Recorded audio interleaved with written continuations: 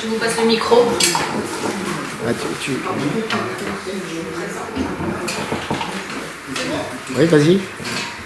Donc, je vous remercie d'être venus. Surtout qu'on a 2 personnes qui viennent des Ulysses. C'est bravo. C'est vrai que c'est pas connu. Donc, Gérard Rochaud et Régine Roch, qui viennent de l'UFC Que Choisir, pour nous présenter les pratiques alimentaires pour conjuguer équilibre et plaisir. Merci beaucoup. Voilà, merci. Donc, effectivement, nous, on est beaucoup plus près. On est basé à Saint-Michel-sur-Orge. On vous donnera à la fin un peu des informations. Donc, Que Choisir, vous en avez tous entendu parler. On en parle beaucoup encore aujourd'hui sur les médias. Donc, nous sommes une association totalement indépendante, rattachée à aucun pouvoir politique ou économique et tout. Ce qui fait que nous avons depuis 70 ans donc avancé et pour protéger les personnes qui nous rejoignaient. Nous sommes tous des bénévoles dans les associations locales. On n'a que simplement à Paris un siège avec maintenant augmenté de juristes, de lobbyistes auprès des parlements et tout pour faire pression, entre autres sur des choses que vous avez entendu parler, le glyphosate par exemple. Donc nous aujourd'hui, depuis quelques mois, on a décidé qu'on allait aussi, sachant que la nourriture que l'on trouvait partout sur les marchés, dans les grandes surfaces et tout, elle n'était pas forcément du bon goût pour tout le monde, elle n'était surtout pas forcément bonne pour tout le monde. Donc on a décidé de monter, d'apprendre aux gens à mieux connaître ce qu'ils mettaient dans leur assiette, mieux connaître ce qu'ils allaient acheter et surtout les compositions, etc. Donc ce qui fait que vous voyez de plus en plus de monde maintenant qui commence à regarder son ordinateur ou sa tablette et tout. Donc on va vous parler un peu de tout ça. Vous aurez après les questions que vous voudrez nous poser. Donc on reste là dans la nourriture. Mais encore une fois, on ne fait pas que ça. Mais là, il était temps qu'on apprenne les gens à consommer mieux et surtout en se protégeant pour de futures maladies ou de ce que l'on voit déjà qui arrive en ce moment avec la nourriture de certains de nos petits-enfants et grands-enfants. Donc là aussi, ils jouent le jeu. On a fait des conférences avec eux, on a fait des interventions dans des ateliers. Eh bien, ils sont tout contents de découvrir que, ah oui, sur mon paquet de gâteaux, etc., etc. Donc là, je te passe la parole.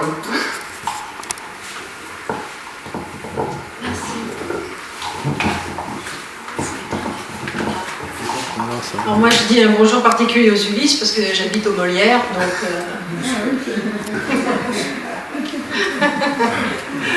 Bon, alors, manger équilibré en se faisant plaisir, parce que c'est important, il ne faut pas penser qu'au raisonnable.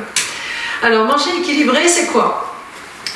C'est de se donner des apports énergétiques. Donc, des apports énergétiques, ce sont des calories. En gros, il en faut à peu près 2000 par jour. Alors c'est en gros parce que les hommes en ont besoin plus que les femmes, parce qu'ils sont plus costauds. Mais c'est aussi des apports nutritifs, parce qu'on a besoin, pour bien fonctionner, on a besoin de minéraux, on a besoin de vitamines, on a besoin de fibres. Donc les apports énergétiques, en fait, je pense que vous le savez tous, c'est les protéines, donc c'est essentiellement la viande, le poisson, les œufs, etc. Ce sont les lipides, donc tout ce qui est gras, et puis les glucides, en gros, tout ce qui est sucré. Alors manger équilibré c'est bien, mais c'est ce que disait Gérard, c'est mieux aussi quand on mange sain. Et en l'occurrence, manger équilibré, c'est aussi de limiter ce qui est mauvais pour la santé. Donc on va y revenir tout à l'heure, mais c'est ne pas manger trop de sucre, ne pas manger trop de sel, éviter les additifs, éviter les pesticides, et puis aussi ne pas grignoter entre les repas, mais là c'est un diététicien qui vous l'expliquerait mieux que moi. Oui, je voudrais bien que ça descende. Pourquoi elle ne veut pas descendre la diapo là? Monsieur ordinateur. Se faire plaisir. Ah bon, oh, bah alors, il est long alors. Hein. Oui. Bon, alors, se faire plaisir. Non, mais là, je n'ai pas la bonne. Voilà. Oui, oui. Se faire plaisir, c'est d'abord en achetant. Donc, on peut se faire plaisir en fonction du lieu d'achat. Parce qu'on aime bien aller dans un certain centre commercial ou on préfère acheter dans un petit commerce ou sur un marché ou directement chez un producteur ou sur un site internet. Bon. Donc le plaisir, il est aussi au moment de l'achat. Mais c'est aussi d'acheter en cohérence avec ses valeurs.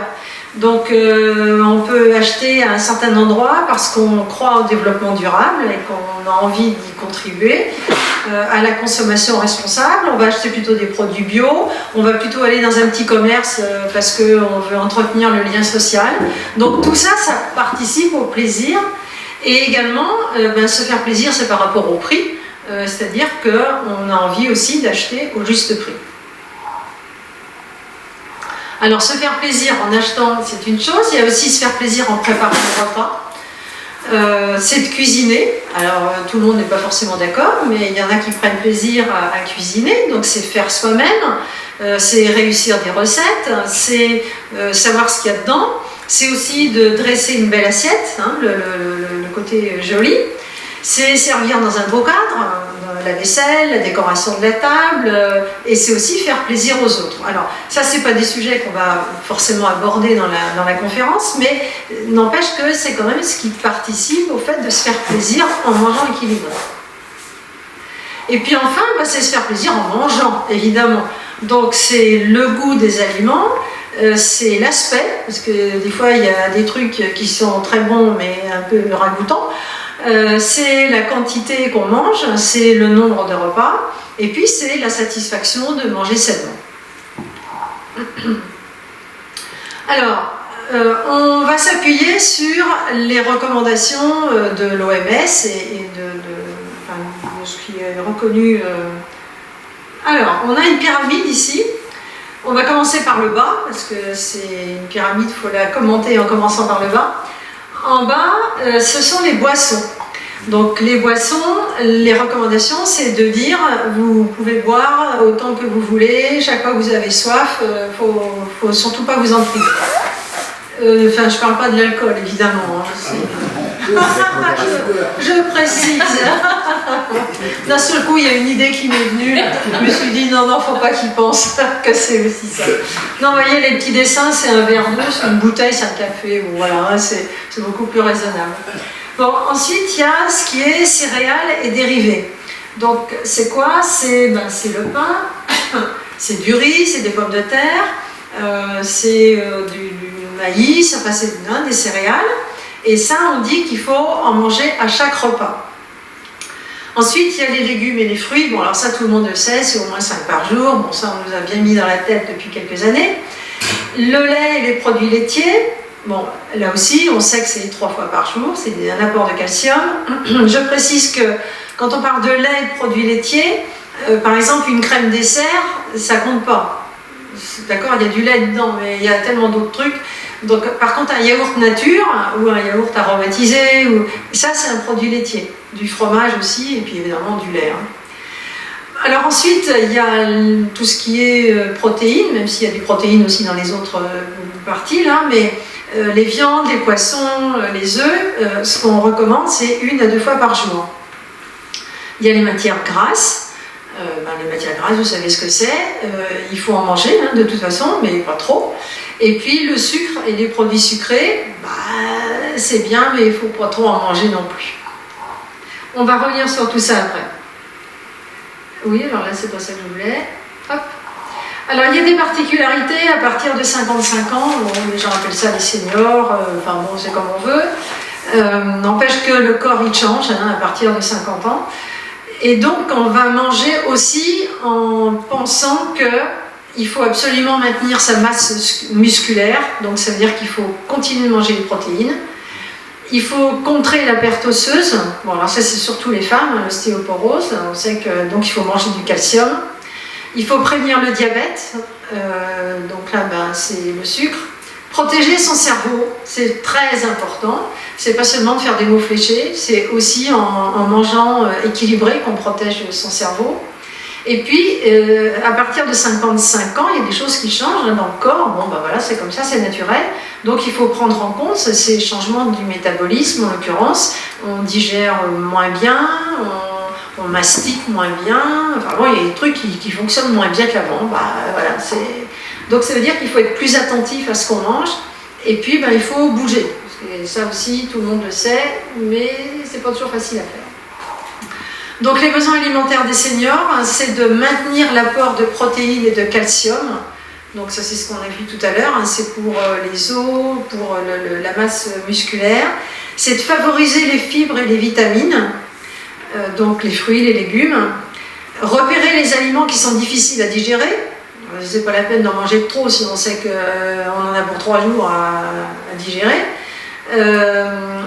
Quand on a du mal à manger beaucoup lors d'un repas, il faut faire une collation le midi ou un goûter l'après-midi. Le principal, en fait, c'est tout ce qu'on absorbe sur la journée. C'est-à-dire que si vos habitudes, c'est de faire un repas par jour, bah, continuez de faire un repas par jour s'il y a tout ce qu'il faut dedans.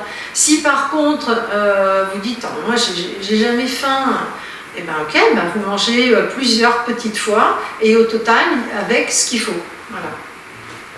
Et puis boire, donc ce qu'on a dit, hein, et donc on sait que c'est un... Du vin.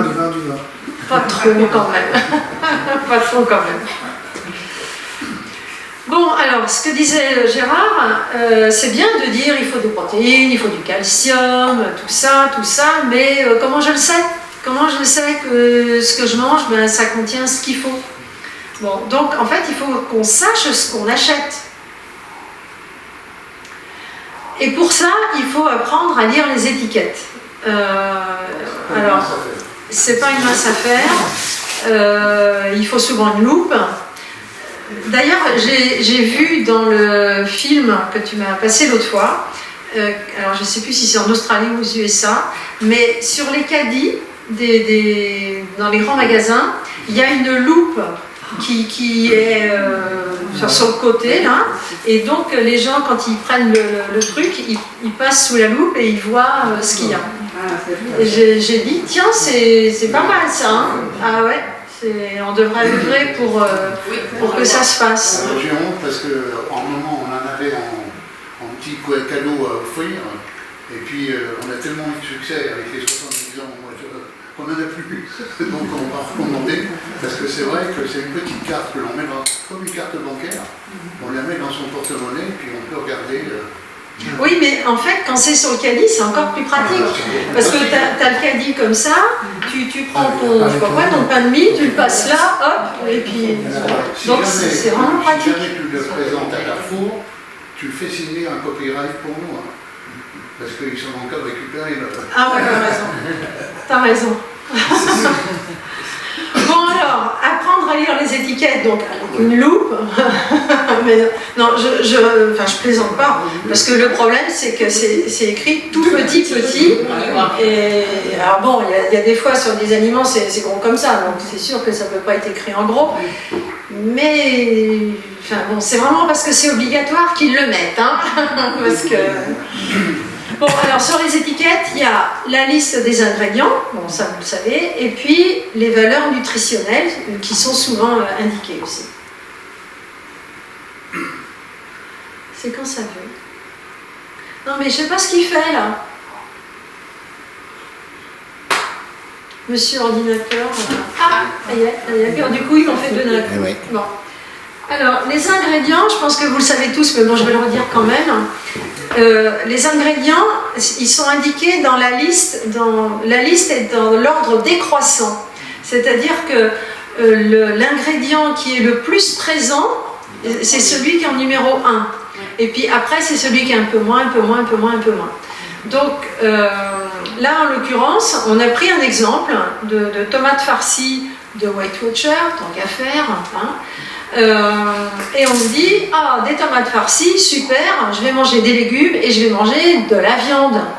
Ah, là, ça va me faire un truc vachement équilibré. Et puis quand on regarde la liste des ingrédients, alors bon, on a de la chance, ça commence quand même par les tomates, hein, bon. Mais en fait, quand on fait les calculs et qu'on regarde les tomates, poulet, porc, oignons, chapelure, de l'ail, et puis d'autres trucs, vers la fin, on ne sait plus trop ce que c'est. Quand on fait le calcul, on se rend compte que pour une portion de 300 grammes de produit, il y a en fait 187 grammes de tomates farcies et 113 de boulgour en l'occurrence, et que la viande, eh ben, en fait, il y a 14 grammes de poulet et 13 grammes de porc.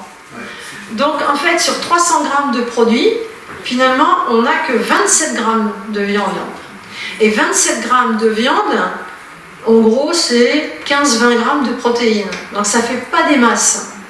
Mais en fait, quand on achète ça, on a le sentiment d'acheter quelque chose d'équilibré. On se dit, ah bah oui, je vais avoir les légumes et la viande, super. Sauf que quand on se fait des tomates farcies à la maison, effectivement, c'est équilibré parce qu'on a la tomate, puis à l'intérieur, bah, il y a de la chair. Eh ouais, mais pas là. Parce que là, on vous rajoute du boulgour, plein de trucs. On a pris un deuxième exemple, c'est une tarte au poireau avec de l'emmental et de la crème fraîche. Et là, on se dit, ah bah, je vais manger ça, ça va me faire mes légumes. Bon, sauf que quand on regarde donc la composition, bon, je vais vous épargner les calculs, on va regarder directement à droite. La portion de 200 grammes, donc qui est recommandée par le fabricant, et ben, en fait, elle contient 60 grammes de poireaux et on ne sait pas combien d'épinards. C'est-à-dire, épinards, il ne doit pas y avoir des masses parce que c'est même pas indiqué le poids. Hein. Mais donc, par rapport à la recommandation de manger 5 fruits et légumes qui fassent à peu près 80-100 grammes à chaque fois, et bien en fait là on n'a que 60 grammes de poireaux. Donc c'est vraiment intéressant de regarder les étiquettes et de faire un peu un calcul pour se dire qu'est-ce que je mange vraiment si j'achète ça. Alors on peut nous dire ah bah ouais mais alors pour faire les courses maintenant moi j'en ai pour 2 heures quoi, je vais jamais m'en sortir. À chaque fois je regarde. Hein.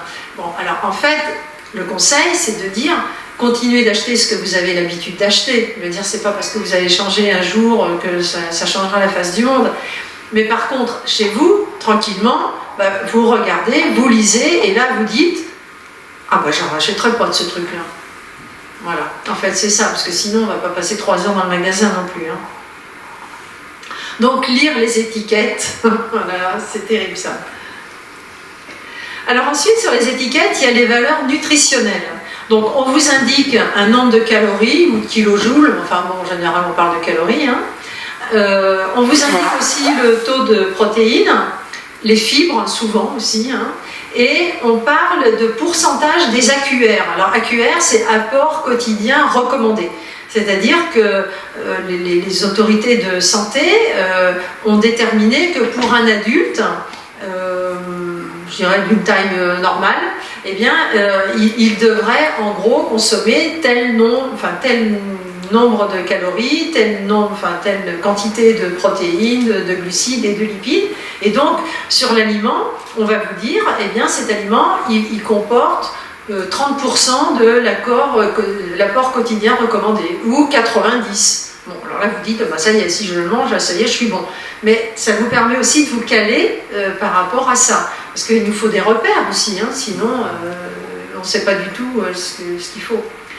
Et puis, dans les valeurs nutritionnelles, alors là, c'est en rouge, hein, parce que c'est le taux de matière grasse, c'est le taux de sucre et c'est le taux de sel. Et ça, c'est moins bien. Alors, les matières grasses. Il ne faut surtout pas les bannir, parce que c'est absolument nécessaire à notre équilibre de manger du gras.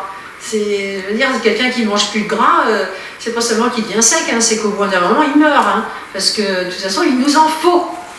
Bon, sauf qu'il n'en faut pas trop.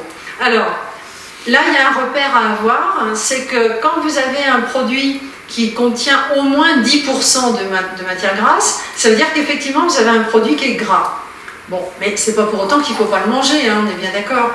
Mais à ce moment-là, puisque vous le savez, il faut, dans votre repas, l'associer avec un produit qui n'est pas gras. Et comme ça, ça va équilibrer.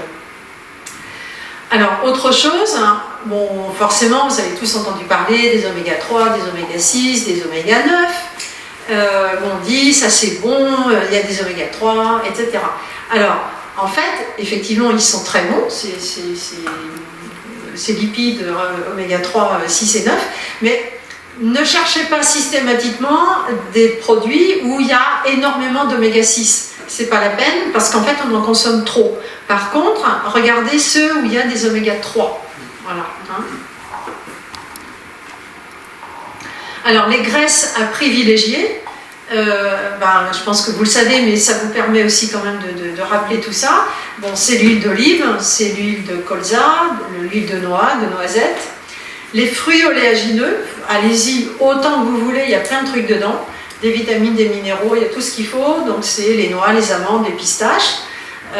Les poissons gras, bon ça aussi vous le savez, hein, c'est le saumon, le hareng, les sardines. Par contre, il faut, alors là aussi vous voyez ça sur les étiquettes, il faut limiter les acides gras saturés, il faut garder ce mot-là dans la tête. C'est bon, mais il n'en faut pas trop. Donc les acides gras saturés, c'est ce qu'il y a dans le beurre, dans la crème fraîche, les fromages, les charcuteries aussi.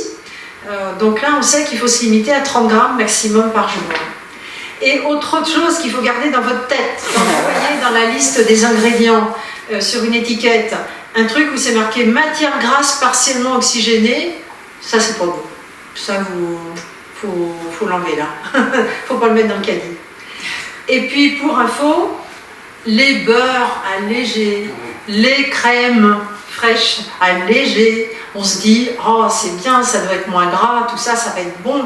Ouais, oui, d'accord, c'est moins gras, mais dedans il y a plein de cochonneries en fait, il y a plein d'additifs, parce que comme il n'y a pas de gras, puisqu'ils l'enlèvent, il faut bien redonner une texture onctueuse. Donc qu'est-ce qu'on fait? On rajoute des additifs, trucs, machin, et ça vous fait quelque chose d'onctueux, sympa, et donc vous mangez des additifs, et vous auriez mieux fait d'en prendre moins, et de manger de la bonne matière grasse, et un bon beurre. Alors la teneur en sucre, on insiste sur ce sujet parce qu'en fait c'est le plus embêtant et c'est celui où c'est le plus dur de s'en passer et vous avez quelqu'un qui est dans ce cas en face de vous. Alors en fait la teneur en sucre, enfin l'excès de sucre, on sait que bon, ça fait grossir, bon, ok, ça tout le monde le sait. Après, il y a le diabète, ça c'est beaucoup plus embêtant que d'être un peu enveloppé. Il y a surtout toutes les maladies cardiovasculaires, et en fait le sucre est la principale cause et pas le taux de cholestérol. Ça aussi, hein, je ne sais pas si vous le savez, mais c'est quand même là-dessus qu'il faut regarder. Donc, et il y a aussi des risques de cancer, parce qu'en fait le sucre, alors je ne vais pas trop savoir vous expliquer parce que je ne suis pas médecin, mais en fait dans les intestins, il limite l'immunité qu'on peut avoir à travers la flore intestinale. Et donc du coup, ayant moins d'immunité, en fait le cancer peut se développer plus facilement. Bon, voilà. Alors, le problème, c'est que le sucre, c'est bon, il faut quand même dire les choses. C'est quand même vachement bon, une pâtisserie. Voilà, on en a mangé tout à l'heure, c'est vrai. Bon. Et en plus, c'est indispensable. C'est-à-dire qu'il faut en manger du sucre. Il ne faut pas dire non, j'arrête, je ne mange plus de sucre. Non, c'est une erreur. Parce que le sucre, c'est indispensable pour notre cerveau et pour tous nos muscles. Donc, il faut surtout en manger. Le problème, c'est qu'on en mange trop. Donc, en l'occurrence, en France, il y a 1 adulte sur 5 et surtout 2 enfants sur 3, et ça c'est beaucoup plus grave, qui en mangent vraiment trop. Et pourquoi on en mange trop? D'abord parce qu'on en rajoute. On en rajoute dans nos cafés, on en rajoute dans le yaourt. Enfin bon, celui-là on le voit. On le voit parce qu'on se verse le sucre, ou on se prend les morceaux de sucre. Mais le vrai problème, c'est le sucre caché. Donc c'est celui qui est justement dans les aliments qu'on achète et dans lesquels on vous fout du sucre partout. Donc il y a du sucre dans le pain de mie, il y a du sucre dans les charcuteries, il y a du sucre dans les plats préparés. Et pourquoi on vous met du sucre? On nous met, pardon, excusez-moi. Pourquoi on nous met du sucre? Eh bien parce qu'il est reconnu qu'on devient addict au sucre Et donc, on trouve ça bon et on en reveut.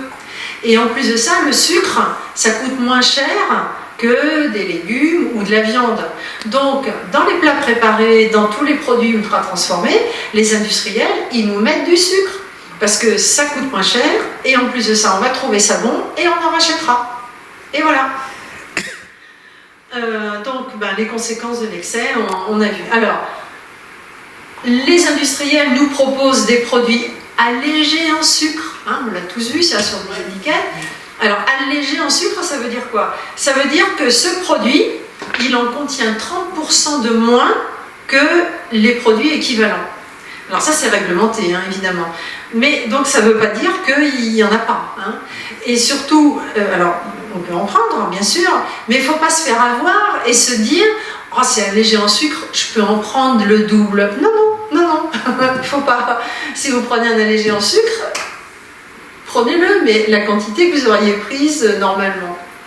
Et puis, il y a le sans sucre ajouté. Donc ça, on le voit sur des conserves ou dans des jus de fruits.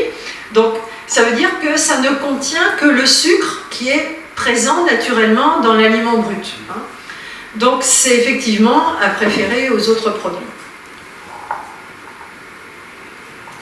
Alors, les recommandations, et alors là, c'est la diapo qui fait mal. C'est horrible. Les préconisations, c'est de manger 50 grammes par jour maximum de sucre ajouté. Sachant que l'idéal, c'est 25 grammes. Et un morceau de sucre, c'est 6 grammes.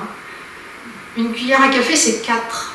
Donc ça veut dire que si on compte un morceau de sucre, il faudrait en manger, allez, 4-5 par jour. Et vous voyez, quand on prend une canette de soda, selon les sodas, ça représente 5 à 8 morceaux. Donc déjà, là on est mauvais, on a déjà dépassé le maxi. Hein. Un yaourt à la vanille ou une crème dessert, c'est vachement bon, il faut quand même dire, ça équivaut à 3 morceaux. Donc quand vous en prenez 2 en même temps, crac, ça y est, vous avez passé le maxi. Une portion individuelle de lasagne. Des lasagnes. Ah oui, c'est quoi des lasagnes? C'est des pâtes, un peu de viande, des tomates, hein. Et bien dedans, il y a 1 à 2 morceaux de sucre en équivalent. Donc c'est des choses à avoir en tête et c'est vraiment très difficile. Mais bon, voilà, il faut le savoir. Alors, pour réduire sa consommation de sucre, effectivement, il faut réfléchir chaque fois qu'on ajoute du sucre dans quelque chose et se dire, il faudrait peut-être que j'en mette moins. Bon, ça commence par là. C'est remplacer les boissons sucrées par de l'eau ou des infusions, froides ou chaudes, mais en fait, c'est forcément sur la quantité d'infusions qui existent sur le marché, vous allez en trouver qui vont vous plaire. Et donc, plutôt que de prendre un jus de fruits ou un soda ou un truc gazeux ou autre, prenez une infusion. Un truc tout bête aussi, c'est de diluer. C'est-à-dire que si vous avez une crème dessert que vous trouvez très bonne, et en disant, bon, c'est vrai qu'elle est quand même sucrée, il faut quand même reconnaître, rajoutez un peu de yaourt nature, par exemple. Une boisson extrêmement sucrée, que vous trouvez vous-même extrêmement sucrée, rajoutez un peu d'eau. Du coup, vous aurez la quantité qui étanche votre soif, mais vous n'aurez pas rajouté de sucre en prenant 2 verres. Mangez plus de produits frais et moins de produits transformés, parce qu'au moins on sait ce qu'il y a dedans. Hein. Donc c'est de cuisiner. Je fais une petite remarque. Quand vous faites une recette de pâtisserie, si vous prenez des recettes de votre maman ou pire de votre grand-mère, réduisez la quantité de sucre qu'il y a dedans. Parce qu'effectivement, les recettes d'avant, il y avait beaucoup de sucre. Et même si vous divisez par 2, en fait, vous verrez que c'est aussi bon. Moi, ma grand-mère, je pense que les vôtres aussi, elle faisait, quand elle faisait de la confiture, c'était 50-50. Si je mets 1 kg de fruits, je mets 1 kg de sucre. Et je me rappelle la confiture de cerise qu'elle faisait, ma grand-mère mettait la cuillère et elle tenait debout. Et je me disais, mais j'arrive pas à l'étaler cette confiture. Ben oui, mais en fait maintenant on en met moins et c'est je pense meilleur et plus facile à étaler. Bon, et puis donc pour réduire sa consommation de sucre, en fait il faut lire les étiquettes. Voilà, c'est un truc à retenir. Et surtout, vous bannissez les produits dont le principal ingrédient, c'est-à-dire celui qui commence dans la liste, quand ça commence par sucre, alors là, celui-là, ça y est, là, on sait que c'est tout mauvais. Pareil, je fais une remarque, il y a des confitures bio. Amusez-vous à regarder les étiquettes des confitures bio. Je l'ai fait plusieurs fois. Hein. Premier ingrédient, sucre. Alors, c'est sûr, le fruit il peut être bio, mais alors qu'est-ce qu'on s'absorbe comme sucre, hein, qui lui n'est pas forcément bio d'ailleurs. Alors après, je continue sur les mauvaises choses. Il y a le sel. Là aussi, on en mange beaucoup trop. En moyenne, on en mange 8 à 10 grammes par jour, alors qu'il faudrait se limiter à la moitié. Le sel, on en consomme beaucoup, essentiellement à cause des produits transformés, hein, qu'on achète tout fait. Et donc là aussi, pour vous donner quelques informations, déjà vous avez 1 gramme de sel dans 2 rondelles de saucisson. Et là, c'est ce qu'on dit, bah, quand je mange du saucisson, je ne prends pas 2 rondelles, je veux dire c'est complètement idiot, j'en mange au moins 4 ou 5, enfin, sinon je n'en mange pas, quoi. Bon, bah, alors si je mange 5, déjà je suis à la moitié de ce que je dois manger dans ma journée. Alors si j'en mange 10, évidemment. Les chips, les cacahuètes, bon, ça, tout ça vous vous en doutez, hein. De la soupe toute prête en briques. Amusez-vous à regarder la quantité de sel qu'il y a dedans. 1 quart de baguette. Alors c'est pas pour autant qu'il faut prendre du pain sans sel, hein, mais il faut savoir qu'effectivement il y a du sel dans le pain, même si les boulangers réduisent la quantité de sel quand même depuis quelques années. Hein.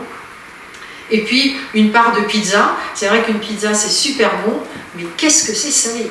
Et on s'en rend compte, en fait, pendant toute l'après-midi, on a soif. Et pourquoi? Parce qu'on a mangé de la pizza. Donc, bon, c'est pas grave d'avoir soif, mais ça veut dire quand même qu'on s'est absorbé pas mal de sel. Hein. Alors, pareil, les industriels nous proposent des produits à teneur réduite en sel. Alors, on est content. Ça veut dire que ça contient 25% de sel en moins que les autres. Donc quand vous regardez les tranches de jambon sous vide, vous en avez à teneur réduite en sel. Donc effectivement, d'ailleurs il y en a qui l'écrivent, 25% moins, mais n'empêche, bon, il y en a toujours. Et pourquoi ils mettent du sel, les industriels? Parce que c'est un exhausteur de goût. C'est vrai que c'est vachement meilleur. Un produit qui n'est pas salé, c'est pas bon. Enfin, donc on met du sel. Mais le problème, c'est qu'ils en mettent un peu trop, parce qu'en plus de ça, ça capte l'eau, ça vous gonfle le jambon, et ça fait du poids qui n'est pas un poids de viande. Voilà. Et oui, on en revient toujours à la même chose. Après, il y a pauvre en sel. Donc là, le pauvre en sel, tout ça, c'est réglementé. Hein. Ça veut dire qu'il n'y a pas plus que 0,3 g pour 100 g de produit. Donc là, on peut y aller. Et puis là, il y a le sans sel. Donc là, il n'y a pratiquement pas de sel. Hein. Ou celui qu'il y a, c'est qu'on ne peut pas le supprimer. Alors, petite remarque sur les produits qu'on appelle ultra transformés. Il y a 300 additifs qui sont autorisés en Europe. 300, quand même. Hein. C'est les machin, hein, voilà. Mais pas que les d'ailleurs, parce qu'il n'y en avait pas assez, donc ils ont rajouté. UFC Que Choisir en a identifié 87 qui présentent des risques potentiels pour la santé. Donc le combat de UFC Que Choisir, c'est aussi de dire arrêtez de nous mettre ces additifs dans les produits. On ne connaît pas encore précisément l'impact de ces additifs, mais le problème, et ça aussi vous le savez, c'est ce qu'on appelle l'effet cocktail. C'est-à-dire que si j'en mange un, bah, peut-être que c'est pas mauvais, je ne vais pas en mourir non plus. Sauf que, comme je mange beaucoup de produits ultra transformés, parce que c'est vachement pratique, j'achète des produits tout faits, j'ai juste à les passer au micro-ondes, voilà, pratique, oh, puis de toute façon j'aime pas cuisiner, ben, en fait on en mange plein. Et ce qu'on ne sait pas, c'est le fait d'en manger plein, même à toute petite dose, et ben, ça se trouve c'est hyper nocif et qu'on se retrouve malade au bout d'un moment.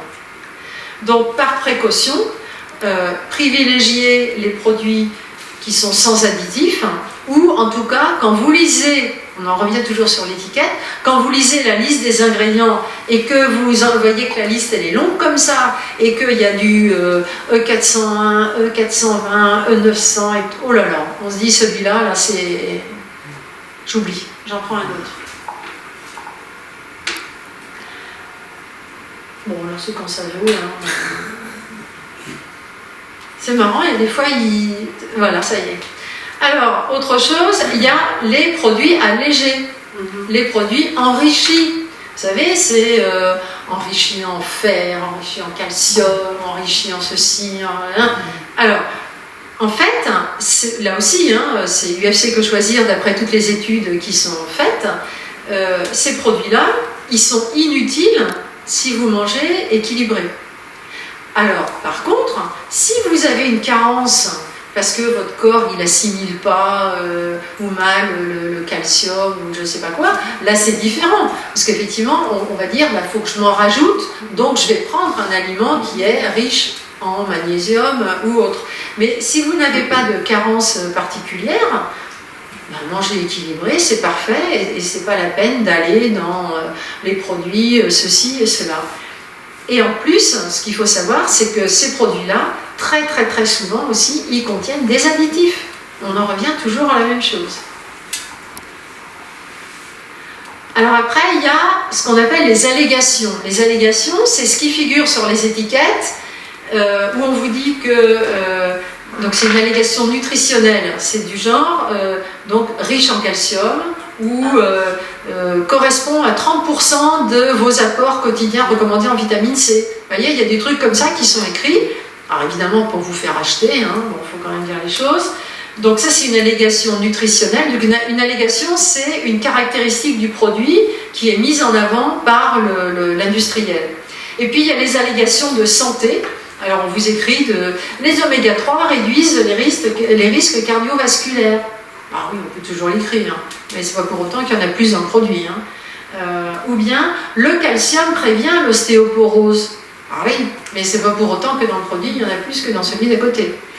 Donc, alors ce qu'il faut savoir, c'est que les allégations, c'est-à-dire ce que les industriels écrivent sur les étiquettes, c'est réglementé hein, au niveau européen, mais en fait, c'est souvent contourné, et donc elles peuvent être indiquées pour des produits où il y a par exemple plus de calcium que dans le produit d'à côté, sauf qu'il y a plus de matière grasse, où il y a plus de sucre, où il y a plus de sel. Et du coup, le bénéfice qu'on va tirer d'un côté, on va le perdre parce qu'on vous rajoute des choses que vous n'auriez pas envie de rajouter. Donc en fait, ce sont souvent des accroches marketing pour vous faire acheter. Voilà, il faut vraiment avoir ça dans la tête.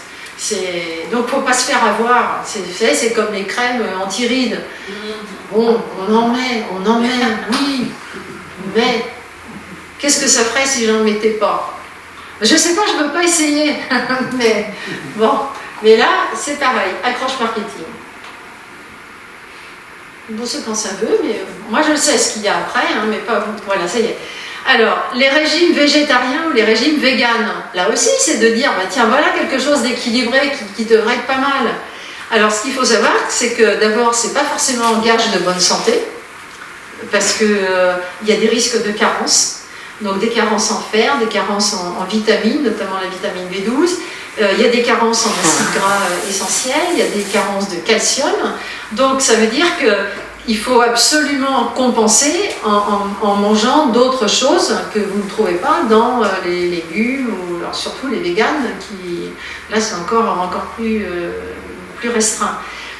Et là aussi, toujours avoir en tête que le marketing des industriels profite de l'attrait pour ce mode d'alimentation pour vous en mettre plein les étiquettes et que vous achetiez. Voilà. Donc, quand on se lance à faire ça, il faut vraiment compenser par d'autres produits et il faut en parler avec son médecin parce qu'il peut y avoir quand même des risques importants. Alors, dans tout ça, c'est d'accord, mais alors comment je fais là? D'accord, j'ai lu les étiquettes, mais c'est quand même un peu long à lire les étiquettes, c'est un peu pénible. Alors en fait, il y a deux éléments qui sont hyper importants. Un que je pense vous connaissez tous maintenant, c'est ce qu'on appelle le Nutri-Score. Donc le Nutri-Score, c'est le truc avec la couleur là, de vert à rouge, là, A, B, C, D, E. Ça prend en compte donc, les ingrédients qui se trouvent dans le produit, donc c'est les nutriments, les aliments qui sont intéressants au plan nutritionnel, Donc la teneur en fruits, la teneur en légumes, les protéines, le fait qu'il y a des bons gras dans les fruits à coque, etc. Et ça prend en compte les produits qu'il faut limiter, c'est-à-dire que quand c'est trop sucré, trop salé, là vous dégringolez vers le E, C, D, E. Alors là aussi, hein, ça ne veut pas dire qu'il faut plus du tout manger de D ou de E. Enfin, je veux dire, c'est bête, mais par contre, ne mangez pas que ça. Voilà, c'est toujours pareil. Hein. Et puis, il y a une autre application qui a été développée en particulier par l'UFC qui s'appelle Quel produit ? Et là, ça va au-delà du Nutri-Score parce que ça prend en compte justement s'il y a des résidus de pesticides, des additifs qui se trouvent dedans et ceux qui sont pas bons. Et donc dedans, actuellement, il y a 134 000 produits alimentaires. Sachant que cette application avait été développée d'abord pour les produits cosmétiques et les produits ménagers. Et puis après, il s'est ajouté des produits alimentaires. Donc, ça vous donne des informations sur les ingrédients, ça vous dit si c'est bon ou pas, et ça propose des alternatives. Donc ça, c'est aussi intéressant pour ça.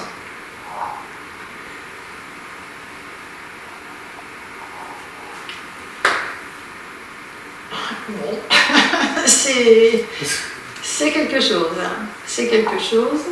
C'est pire que ton ordinateur, hein. Parce que c'est quand il veut. Ah oui, voilà, j'en ai fait deux d'un coup. Bon, alors on a dit que se manger en se faisant plaisir, c'était aussi de payer le juste prix. Bon. Donc le juste prix, comment on le sait ? Bon, en comparant les prix au kilo ou les prix au litre.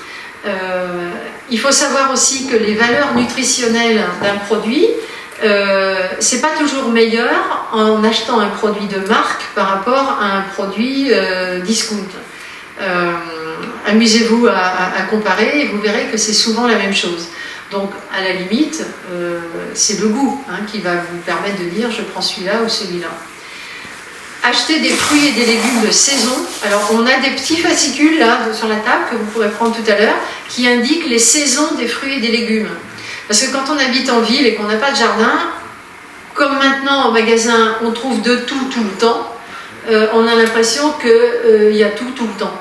Sauf que c'est pas vrai. Ou alors c'est que ça vient d'Afrique du Sud ou de je sais pas où, ou de serres surchauffées et dans des trucs qui ne sont pas cultivés dans la terre. Enfin bon, c'est un autre sujet, mais enfin bon. Des conserves, faut pas les oublier les conserves. En fait, les valeurs nutritionnelles, elles sont proches des produits frais, sauf les vitamines, parce que comme le produit a été chauffé, donc il y a des vitamines qui dégagent. Mais il faut pas dire oh non, le conserve c'est moins bon. Non, c'est pas vrai en fait, hein. C'est excellent. Et puis là aussi, privilégier le fait maison parce que ça coûte moins cher que d'acheter du tout fait. Et cuisiner en grande quantité parce que si je fais pour 2 repas, d'abord je cuisine une seule fois et pas 2. Et j'ai acheté plus de quantité et du coup, au final, ça me revient moins cher. Alors, dernier point, il y a les magasins en circuit court. En disant bah oui, moi j'ai envie d'acheter proche de chez moi sans passer par la grande distribution, ils se font des marges et tout ça, non, je voudrais acheter en circuit court. Alors en fait il y a une carte interactive qui est assez récente, qui a été conçue en partenariat entre l'INRAE, donc l'INRAE c'est en gros c'est l'INRA, hein, la recherche agroalimentaire, non pas agroalimentaire, agricole. Voilà, et puis UFC Que Choisir. Alors en fait, bon, c'est carte interactive, et dedans, il y a, alors vous tapez votre département et ça vous indique les magasins qui vendent en circuit court. Donc actuellement, il y a 890 magasins, et quand vous en connaissez d'autres qui ne sont pas sur la carte, vous envoyez un message. Et eux, UFC et INRAE, vont valider ou pas ce que vous dites, parce qu'il faut qu'il y ait un certain nombre de choix. Un gars qui vend que des tomates, il ne va pas figurer là-dedans. Par contre, s'il a une certaine variété de produits, il peut. On vous donnera une liste à la fin de l'Essonne, qui est extraite de cette carte. Ouais. Vous allez voir malheureusement que certains, on en a parlé tout à l'heure, qui sont connus comme Lampon, mais il n'y a pas beaucoup de villes, de communes dans l'Essonne. En tout cas, ici, dans le coin. C'est-à-dire qu'il y en a plus dans le sud-ouest, voilà. vers... Plus on se rapproche voilà. des Yvelines, plus on se rapproche Oui. des départements derrière plus bas. il y en a plus. Bon, enfin, ça va se développer, parce Enfin, que c'est c'est quand un même... un indicateur qui va se développer de plus en plus. Alors, j'ai pas vérifié, parce qu'on en a parlé en aparté tout à l'heure, le Carrefour à Sainte-Geneviève, à l'entrée, il y a un panneau avec des personnes qui fournissent des produits qui viennent du local. Mais il faudrait qu'on contrôle, parce qu'il y a local et local. Hein. Et puis il y a Carrefour entre les deux. Hein. Et Carrefour, quand même, hein. lui, il va faire ce qu'il faut, lui, Voilà. pour prendre sa main. Bon, donc au final, qu'est-ce qu'on vous dit? Devenez consommateur. Voilà. C'est-à-dire, sachons ce qu'on achète et achetons bien. C'est le maître mot à l'issue de toutes les interventions qu'on fait. Hein. C'est vraiment important. Donc nous, on est l'association locale du Val d'Orge. On a un accueil téléphonique quand vous avez un problème. Il y a des conseillers litiges qui vous aident à les résoudre. Et à titre info, il y a 600 adhérents, il y a 25 bénévoles, dont nous deux, voilà. Et donc si vous voulez nous rejoindre, il ne faut surtout pas vous en priver, parce qu'il y a vraiment besoin d'aider les gens et de les informer. C'est ce qu'on fait là ce soir, et c'est hyper important. Voilà, donc maintenant on est à votre disposition pour répondre aux questions. Avec une formation possible. Ah oui, Oui. Automatiquement, Oui. Si Oui, parce si que... on veut être bénévole, on peut être formé. Oui, parce que pour devenir, par exemple, ne serait-ce que l'accueil téléphonique, bon, quelqu'un qui m'appelle en me disant j'ai un problème avec Orange, qu'est-ce que je vais dire, j'en sais rien. Donc il faut qu'au moins je sache lui répondre un petit peu. Et puis après, le niveau du dessus, c'est ce qu'on appelle le conseiller litige, où là, bon, c'est un peu plus fourni. Donc la formation est plus fournie aussi. Mais de toute façon, le conseiller litige, il ne démarre jamais tout seul. Il est en binôme avec quelqu'un qui a déjà plus d'expérience. Et puis après, ben, il se débrouille, quoi, hein. Mais oui, c'est comme ça qu'on fait. Ouais. Donc si effectivement vous avez envie d'être utile aux autres dans le cadre de la consommation, ben, rejoignez-nous parce que c'est vraiment important, hein, de défendre nos droits, hein, en tant que citoyen, en tant que consommateur. Hein, on nous vend n'importe quoi, on nous fabrique n'importe quoi, donc il faut se défendre. Est-ce qu'il y a des questions? Oui, je me posais la question sur les produits surgelés. Oui. Parce que on va voir le poisson, parce que j'en connais quelque part. Est-ce qu'il y a peut-être des produits dans le poisson? Quel type de produit à part de l'eau?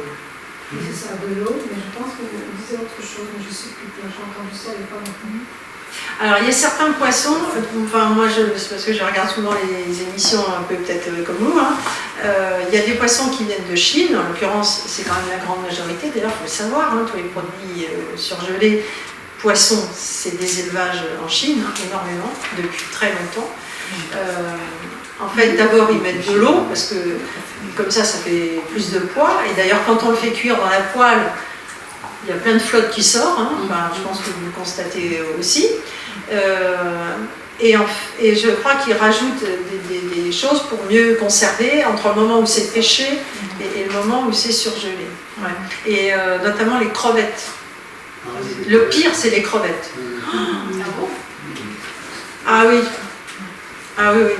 C'est... Quelle que soit l'origine de d'où elle vient. Non, sauf... Ah oui, mais celle-là, tu ne vas pas les trouver facilement.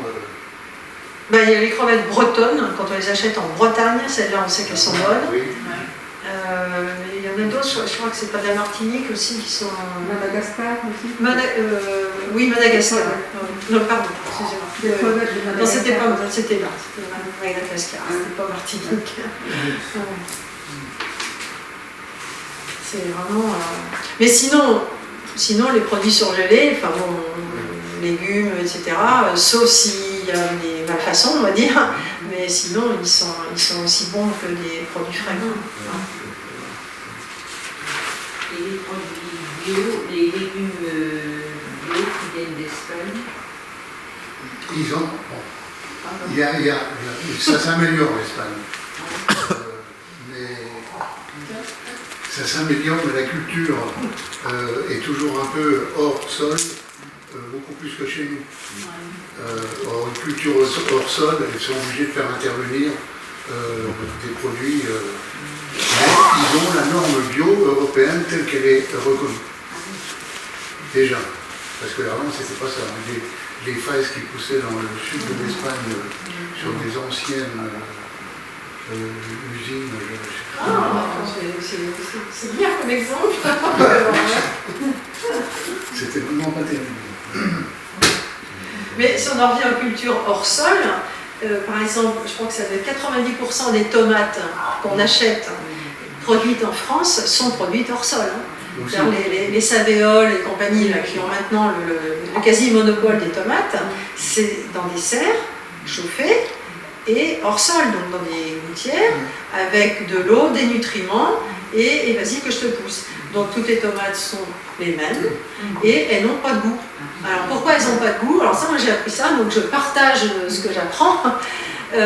En fait, dans une serre chauffée avec tous les nutriments qu'il faut, là, les pieds de tomates, ils reçoivent ce qu'ils attendent.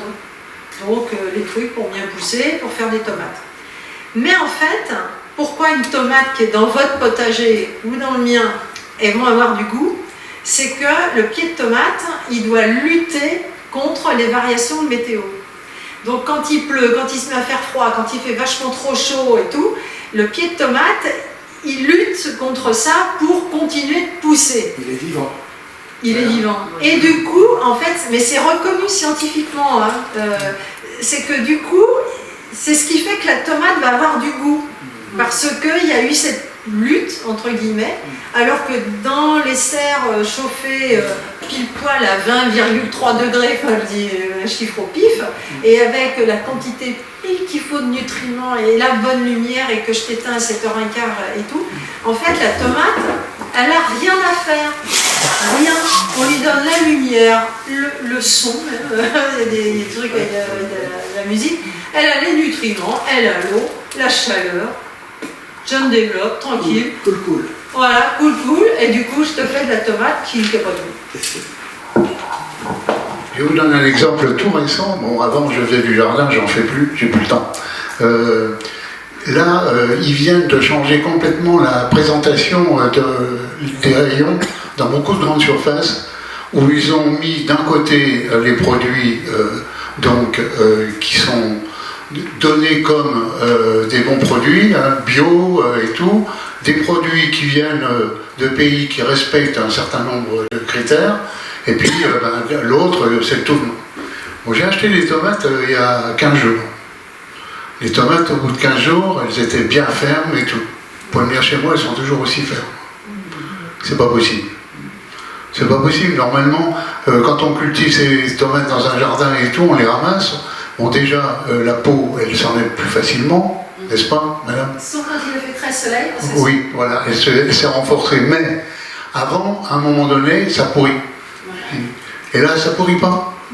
Alors je l'attends de savoir quand est-ce que vraiment elles vont se déclencher à pourrir. Alors moi, j'ai fait ça. J'ai fait cet essai, mais involontairement. C'est-à-dire que j'avais un collègue qui était venu manger chez moi et qui m'avait dit « Tiens, je t'ai acheté des tomates. » Bon, c'était gentil de sa part, mais... Donc c'était des tomates qu'il avait achetées à, je sais pas, au Carrefour ou autre. Et puis bon, ces tomates, on s'est fait une salade et il en restait deux, une jaune et une rouge. Bon, je dis bon, ok, bon, je viens frais. Bon, le lendemain, je n'ai pas fait, le surlendemain non plus. Bon, et j'y ai pu penser. Ces tomates, elles sont restées dans le fond du bac à légumes. Puis ça ne me disait rien, à vrai dire. Donc ça, c'était en septembre. Et puis, au bout d'un mois, j'ai dit, c'est quand même marrant, ces tomates, elles ne bougent pas. Elles ne changent pas. Et là, pour le coup, je me suis transformée en testeur. En disant, eh ben, je vais regarder ce qui se passe. Je vous jure que c'est vrai. À Noël, elles étaient toujours intactes. Intactes. Et en fait, elles ont commencé à se rider en février. C'est dément. C'est dément. Faites l'essai avec des cerises, là, en ce moment. Achetez des cerises. Faites l'essai. Vous allez les voir dans le frigo. Là, vous êtes contente parce que vous dites, oh bah tiens, tant mieux, je ne les ai pas finies, bon, j'en mangerai demain. Mais elles vont rester 15 jours, vos cerises. Elles ne bougent pas. Elles ne bougent pas parce qu'en fait, dans la culture, il y a des choses qui sont rajoutées dans l'arrosage, etc., pour que le produit ne pourrisse pas. Et là, c'est plus. Il y a quelques années encore, on ne voyait pas aussi flagrant. Ah ouais. Non, là, c'est vraiment de pire en pire. Ouais. Vous savez que dès le mois de mars, on avait les tomates qui venaient d'Espagne. On disait ils ont chargé. Mais là, maintenant... En février, en plus. Non, parce qu'on trouve des aubergines en février, qui ne viennent pas forcément du... Ah ouais. Alors, tout ça, non seulement vous avez le produit tel qu'on l'a vu là, avec ses défauts, mais en plus vous l'avez payé drôlement plus cher que quand on est dans les mois de production. Donc il y a vraiment beaucoup à dire et beaucoup à faire. Mais c'est nous, hein. Encore une fois, Imagine a raison, c'est nous qui sommes les consommateurs. Si on arrive déjà à avoir un peu plus de paysans qui s'orientent, paysans, totalement pas, mais c'est pas péjoratif du tout. Si vous avez, comme ça se fait maintenant, où des jeunes se lancent dans l'agriculture raisonnée, dans quelque chose qui tient la route, qui permet de vivre pour eux, eh bien, je crois qu'on peut faire basculer un peu le mouvement là maintenant. Et les gens, ils mangeront mieux, et surtout, les enfants, par exemple, ils découvriront d'autres goûts qu'ils ignorent complètement maintenant. Non, puis on est dans une société de plus en plus citadine. Donc oui. Les gens, et notamment les gamins, ils ne sont pas du tout en contact avec la nature. Et donc, même moi, j'ai vu les jardins, je savais qu'à Noël, j'avais pas de fraises, quoi. Je le savais. C'est un gamin maintenant, il peut avoir des fraises dans son supermarché à côté de chez nous. Donc il faut cesser d'acheter des fraises à Noël. Oui, mais bon, il y a tout un travail à faire. Hein. Ah bah oui. Bah oui, parce que comme on est dans une société où c'est tout de suite, donc j'ai envie de fraises. Ah bon, on est en novembre, il n'y en a pas. Ah bon bah si. Mais parce que t'es enceinte, c'est pas ça. Comment Non, j'ai dit des bêtises. Oh, c'est pas grave. Est-ce que, parce que c'est une association qui est quand même importante, hein, UFC que je veux dire, est-ce que vous pourriez avoir une action par rapport justement à l'éducation des enfants dans tous ces domaines-là, y compris les cantines, leur apprendre que ça fasse partie de l'enseignement. J'ai une réponse qui ne m'a pas satisfait du tout. Bon, je vais vous raconter ma vie. J'ai 2 enfants qui sont profs, dont une qui est prof de français, qui est convaincu complètement de ce que fait son père à Que Choisir et qui a toutes les réflexions et tout ce qu'on en a vu ensemble déjà aujourd'hui. Elle a voulu, dans son collège, faire des ateliers, tels qu'on les a déjà fait par ailleurs. Eh bien, le responsable qu'ils appellent extrascolaire, qui peut faire des différentes activités, il a dit non, c'est trop compliqué, et puis il ne faut pas qu'on fasse rentrer une association de consommateurs dans le collège. Elle a demandé le motif, là, il n'y en a pas. Et on a eu une expérience unique au Pescipaté, où une année, on nous a invités à venir, parce que le Pescipaté, les écoles maternelles et primaires sont juste à côté de la mairie. Eh bien, on a vu passer tous les petits, et on leur a fait simplement le goût, on leur a fait découvrir un peu des choses et tout. Là, ça peut se passer aux primaires. Et il ne faut pas oublier, et je ne fais pas de la pub spécialement au Pescipaté, il y en a d'autres, qu'eux, ils ont une cantine scolaire qui est faite sur place, et que ce sont des paysans locaux qui fournissent les matières. Et ben, je peux vous dire qu'on a mangé avec les gamins, les enfants, ils mangent. Ils mangent parce que c'est bon, c'est bien présenté, c'est sympa. Vous voyez qu'il y a du boulot à faire. Là, je suis entièrement d'accord avec vous. C'est là que ça commence. c'est là, c'est de donner un peu une notion de mieux se nourrir. C'est pas pour ça qu'on va les empêcher d'aller manger un burger. Ici, on a une expérience qui s'est passée ici. On avait une jeune fille, on avait dit on va vous faire, parce qu'ils ont les moyens cuisine, on va prendre des jeunes ados pour leur montrer comment on peut faire un burger sain, et non pas un burger McDo. On a fabriqué, donc là, on a fait une dizaine d'ados qui sont venus, on avait acheté les différents éléments des produits, ils ont conçu leur burger, sauf une jeune fille qui l'a fait, qui l'a mangé, elle a dit c'est dégueulasse. Et elle est au McDo tous les jours. Alors là, on a gagné, c'est que l'année d'après, on l'a retrouvée, cette jeune fille, pour un autre atelier qu'on faisait là, qui n'avait plus rien à voir avec le burger. Elle dit, vous savez, ça y est, j'ai capitulé, je ne prends plus de burger chez McDo. Donc là, on peut y arriver. Hein. La sensibilisation des élus, parce que nous, on a toute la citoyenneté, mais on sait que la municipalité soit très attention à tout ça. Ben oui, je dis, moi, parce que les enfants, ils savaient des choses, et puis en plus, à la cantine, la nourriture, on voit qu'elle est faite vraiment maison, quoi. Mais il y a les élus, mais il y a aussi les enseignants. Parce qu'en fait, les proviseurs de collège ou de lycée sont effectivement très réticents à faire rentrer des gens qui ne sont pas enseignants. Et les enseignants eux-mêmes, c'est maintenant, mais c'est nous qui savons qu'est-ce que c'est que les gens là, qui viennent et qui savent mieux que nous. Donc il y a vraiment une espèce de. J'espère qu'il n'y a pas d'enseignants, bah tant pis. Bon, bah tant pis. Malheureusement, il y a l'éducation nationale et il y a la municipalité. Ouais. La municipalité qui peut faire intervenir, changer les choses, faire évoluer les choses, mais l'éducation nationale est complètement terminée. Ouais. L'éducation nationale, ça s'arrête dans les communes au primaire. Bah oui. Après, collège et lycée, c'est pas autre chose. Ouais, c'est le département et ensuite c'est la région. Ouais. Donc là, on est dans les nimbes. Et donc là, c'est le proviseur qui est maître chez lui. Et voilà. Enfin, maître chez lui. Bon, c'est un autre débat. Non, mais c'est bien, vous avez une bonne réaction parce que c'est effectivement là où on se dit il faut faire quelque chose. À ce niveau-là, ça passe par là, c'est par là qu'il faut commencer. Bah, on a parlé tout à l'heure du sucre. En fait, les enfants qui mangent hyper sucré, c'est dramatique. Parce que ce qui est démontré aussi scientifiquement, c'est qu'on est accro au sucre. On ne peut rien, c'est comme ça c'est le corps et le cerveau qui réagissent comme ça.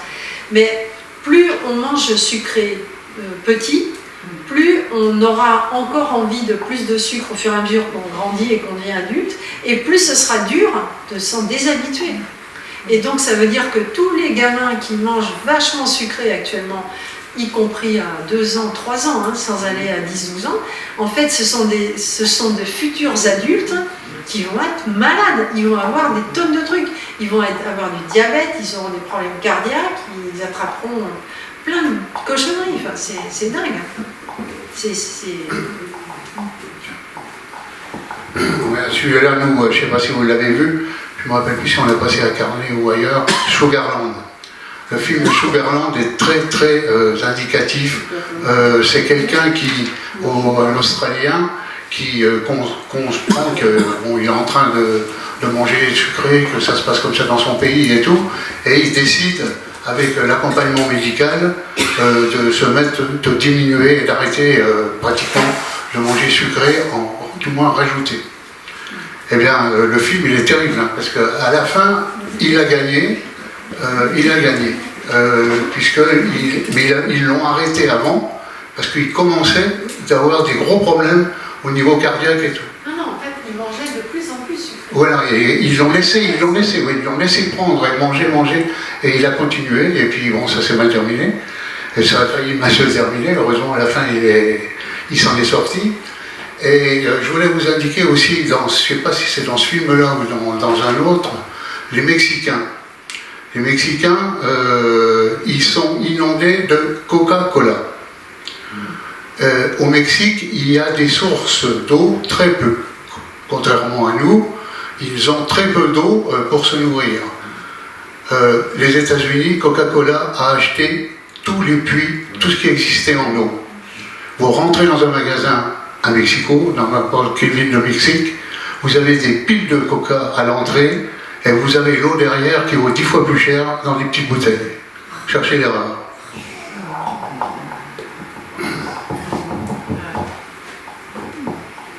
Parce que je trouve ça intéressant et ça fait déjà pas mal d'années, bon, vu mon âge, ça fait pas mal d'années dont on parle de toutes ces choses-là. Et je trouve personnellement que c'est du ressort de la justice. C'est plus, voilà, parce que je trouve qu'il y a une forme d'assassinat de laisser les enfants dans les addictions au sucre. Je trouve ça quasi Criminel. Oui, un c'est peu ça, fort, à mais- la limite. Et je suis surpris que le monde politique ne réagisse pas plus dans ce sens-là, puisque et à quoi servent les enseignants? C'est à former des gens le mieux possible pour eux, etc. Donc là, on est en plein, je ne sais pas comment expliquer, ça me paraît aberrant. Quoi. Alors, ce qui est aberrant, vous avez raison, parce que c'est vraiment une affaire de santé publique. Mais en fait, derrière ça, c'est quoi? C'est des Ah bah non, c'est l'argent. C'est le lobby industrie. C'est le lobby de l'industrie sucrière. Ouais. C'est terrible. Hein. Et en France, c'est important. Hein. En France, oui. Mais vous savez, tout à l'heure, j'ai parlé du cholestérol, où on vous dit « Ah, j'ai trop de cholestérol, c'est embêtant, gna gna gna. » Bon. En fait, le plus important, c'est le taux de sucre qu'on a dans le sang. Et j'avais vu une émission il y a longtemps de ça. C'était un médecin qui avait expliqué que c'était une femme. Elle avait participé à un colloque qui avait été organisé, alors là, je ne sais pas combien d'années, il y a peut-être une vingtaine d'années à peu près, qui réunissait, je ne sais pas combien, 2000 médecins, enfin, un méga truc. À la fin ça durait 3 jours, et la dernière demi-journée, elle avait expliqué que bon, les gens en avaient un petit peu marre et que dans la salle, ils avaient arrêté la clim. Donc tout le monde avait très chaud. Et c'est lors de cette dernière demi-journée que, alors je ne sais plus, ça devait être l'OMS ou je ne sais pas trop quoi, qui avait décidé du taux de cholestérol maximum à avoir dans le sang pour une bonne santé. Et en fait, ce qui s'est passé, c'est que il y avait les laboratoires pharmaceutiques donc, qui organisaient ces colloques, fabriquaient les statines. Et les statines donc, diminuent le taux de LDL, donc ça marche, hein, c'est clair. Mais en fait, alors je ne sais plus trop pourquoi, mais ils n'arrivaient plus à en vendre. Donc, ils ont réussi à convaincre, alors qu'on sait que les maladies cardiovasculaires sont dues au taux de sucre, ils ont réussi à convaincre les médecins de baisser le taux maximum de cholestérol dans le sang pour qu'ensuite ils puissent vendre des statines. Et donc, on a à peu près tous le même âge. Quand on était jeune, je sais pas quoi, à 30 ans, et qu'on nous faisait une analyse de sang, alors peut-être plus en tant que femme, on en a eu certainement plus que les hommes, quand vous aviez 3 grammes, personne ne trouvait hardi. Maintenant, quand on dépasse 2, on vous dit vous devriez prendre des statines. Là aussi, cherchez l'erreur. Le fric. C'est fou, hein? Oui, mais c'est le fric, mais c'est presque institutionnalisé. C'est ça que je veux dire. Parce que dans les réglementations qu'on voit passer, effectivement, on est par exemple en dessous de 2 grammes. C'est un chiffre qui est officiel dans le monde médical. Et c'est là où je trouve qu'on commence à rentrer dans la... C'est même plus de la tricherie, c'est de la malhonnêteté intellectuelle, je dirais. Ça n'a pas de manipulation. La manipulation. Comme les enseignants qui n'enseignent rien sur la bonne bouffe, je dis que c'est une forme de malhonnêteté intellectuelle. Je ne sais pas comment dire. Si, oui, oui. Ça me paraît...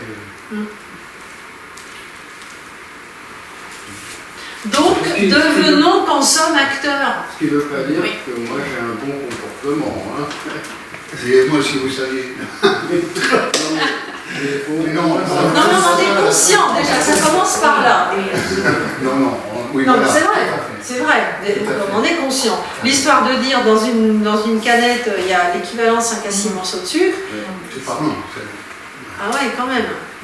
Donc, on a des affiches qu'on n'a pas apportées parce qu'on ne savait pas trop comment ça se passait, mais on a une intervention, une conférence qu'on fait uniquement sur le sucre, qui est vraiment, qui détaille beaucoup plus que ça.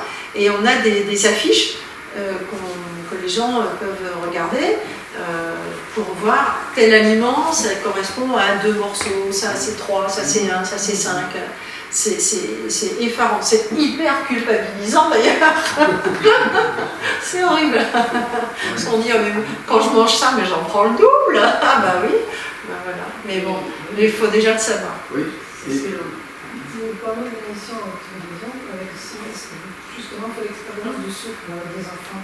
Ah ouais. On avait fait l'expérience en démontrant que justement quand plus c'était froid, quand c'était froid, on se fait pas encore moins trop de sucre là-dedans. Parce qu'en fait, quand on buvait le coca, Ouais. plus chaud, mais beaucoup plus, On sent plus le sucre. Ah oui. Ça, c'est clair. Et donc, C'est imbuvable le coca chaud. Ah ouais. C'est trop sucré. C'est pas... Ah ouais? Ah oui, bien sûr. Bah, essaye, tu verras. Bah, déjà, il faudrait que j'en achète. Déjà. Ah ouais? Ah, bah,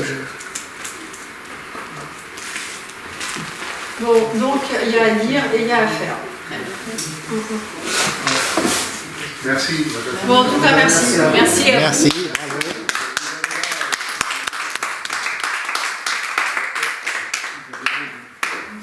Donc c'est la dernière de la saison, la conférence, et on se revoit pour la fête de la ville. Ce sera le premier week-end de septembre, où on aura le programme pour la nouvelle saison 2022-2023. Si vous venez à Saint-Michel-sur-Orge, vous pourrez passer peut-être. Avant ou après, mais Pas ce week-end-là. C'est tout le week-end ici. Oui, Ah oui. samedi, dimanche. C'est le forum des associations. Et Aussi, oui. on a des associations. Vous aussi. Ah bon, On va demander. on va prendre le Sinon, programme on vous enverra le programme. sur le site. Parce qu'on a un forum aujourd'hui, c'est Ah bah un forum à Jules-sur-Yvette le dimanche, donc à Orsay plutôt.